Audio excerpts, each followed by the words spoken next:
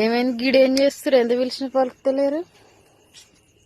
జర్ర అయితే తగలబడిపోయింది సగం. అవును చూడు ఫ్యాన్ కు అసలు ఏమైందో అర్థం కాదు. నిన్న మంచి నడిచింది, పొద్దున కూడా నడిచింది. అసలు మనకు తెలియదు ఇట్లా అయింది కూడా. ఇప్పుడే చూసిన. అసలు ఇంట్లోకి వచ్చి నేను ఫ్యాన్ లైట్ పెడదామని నేను పెట్టేసరికి ఇట్లా గాలిపోయి ఉంది. ఎట్లా ఇంత గాలిపోయినా కానీ గుడిసె అయితే సరిగా తగలవలేదు. గిడ ఒక్కటే పొక్క పడ్డది.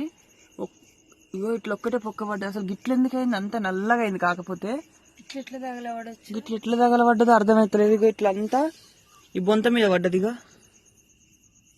ఇట్లా ఇదైతే మొత్తం కాలిపోయింది అనమాట. ఇక ఇల్లు తగలవలేదు. మా సామాన్ మొత్తం వెళ్ళనే ఉంటది అనమాట. బట్టలు మొత్తం వెళ్ళనే ఉంటాయి. అమ్మ అయితే ఇదే మంచంలో వండుకుంటది. అమ్మున్నప్పుడు ఏదన్నా అయితే మాత్రం చాలా ఇబ్బంది.